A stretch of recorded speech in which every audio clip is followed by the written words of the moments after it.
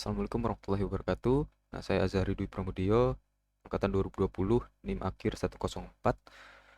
Saya akan melakukan presentasi mengenai paper dengan judul Prediksi Penggunaan Energi Listrik pada suatu wilayah menggunakan metode regresi. Di sini saya berkelompok bersama dengan Faras dan Dika Putra dengan NIM akhir 118 di angkatan 2020 juga. Pada introduction, paper ini akan melakukan prediksi penggunaan energi listrik pada suatu wilayah pada rentang waktu tanggal 1 bulan 1 tahun 2027 sampai dengan tanggal 30 bulan 6 2007 menggunakan metode regresi. Nah, dengan data time series mengacu pada urutan yang diurutkan atau kumpulan titik data yang merupakan variabel interval waktu yang sama. Regresi adalah masalah yang sangat relevan dalam machine learning dengan banyak pendekatan berbeda yang tersedia. Metode regresi merupakan model berbasis teori dan asumsi yang saling berhubungan dengan analytic goals dan metode machine learning. Lanjut ke regresi. Regresi linear adalah metode statistik yang paling umum digunakan. Keuntungan utama dari regresi linear adalah interpretasi hasil yang sederhana.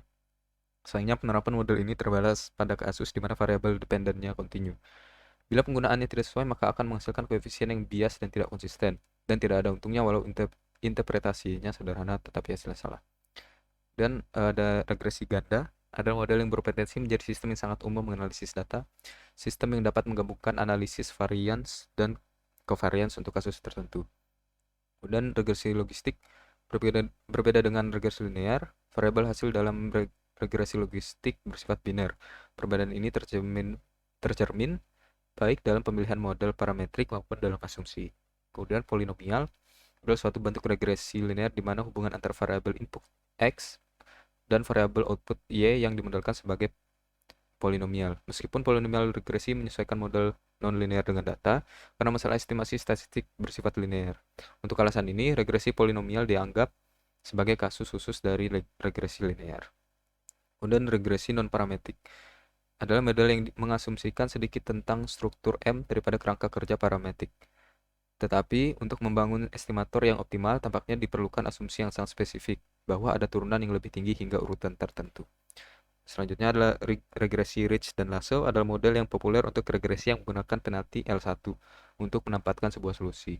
Kemudian regresi time series adalah deret linear yang tidak disusun secara kronologis mungkin dapat menerima analisis deret waktu. Idealnya, deret yang digunakan terdiri dari pengamatan yang berjarak satu sama lain dalam waktu dan tidak mengandung pengamatan yang hilang. Tujuan paper ini yaitu untuk menjelajahi penggunaan metode regresi dalam prediksi penggunaan energi listrik di suatu wilayah. Dengan menggunakan data historis dan berbagai variabel independen akan mengembangkan model prediktif yang dapat membantu menginformasikan keputusan perencanaan energi dan memberikan wawasan berharga bagi pemangku kepentingan terkait.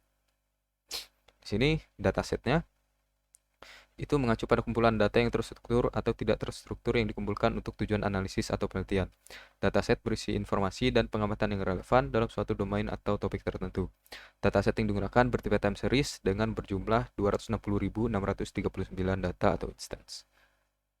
Masuk ke data exploration, yaitu untuk mengidentifikasi pola, tren, hubungan, anomali, dan karakteristik penting lainnya yang tersembunyi dalam data. Ini membantu analisis data atau peneliti untuk memperoleh pemahaman awal tentang data, menguji asumsi awal, dan membuat pertanyaan penelitian yang lebih spesifik. Kemudian intensitas atau konsentrasi. Nah, pada heat map yang bisa dilihat pada gambar, menggambarkan konsentrasi atau distribusi fenomena. Nilai yang tinggi pada heat map menunjukkan konsentrasi yang lebih besar atau intensitas yang lebih tinggi dari fenomena tersebut. Perbedaan atau kontras pada heatmap yang membandingkan perbedaan atau kontras antara unit spasial. Nilai yang tinggi menunjukkan perbedaan yang lebih besar atau kontras yang lebih tinggi antara unit tersebut. Kecepatan atau tingkat pada heatmap yang menggambarkan kecepatan atau tingkat peristiwa.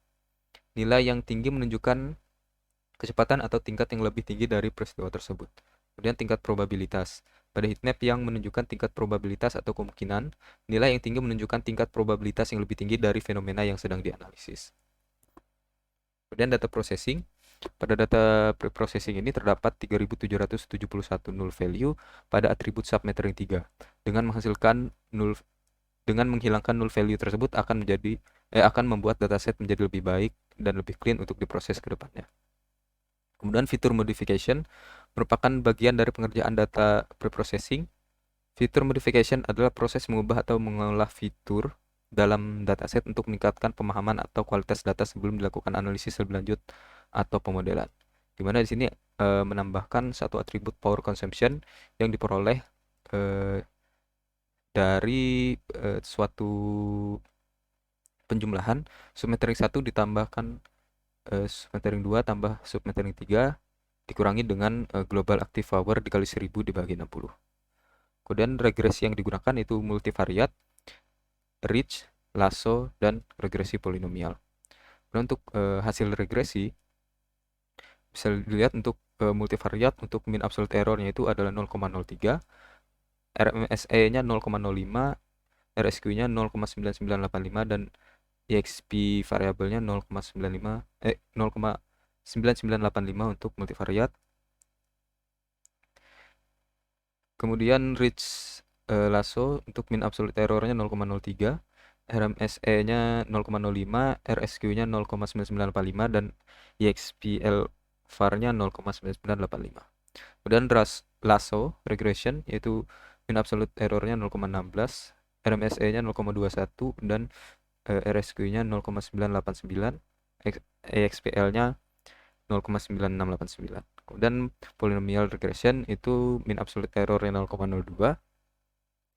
Kemudian root mean square error-nya 0,04, lalu R square-nya 0,9689 dan explain variance-nya 0,9989.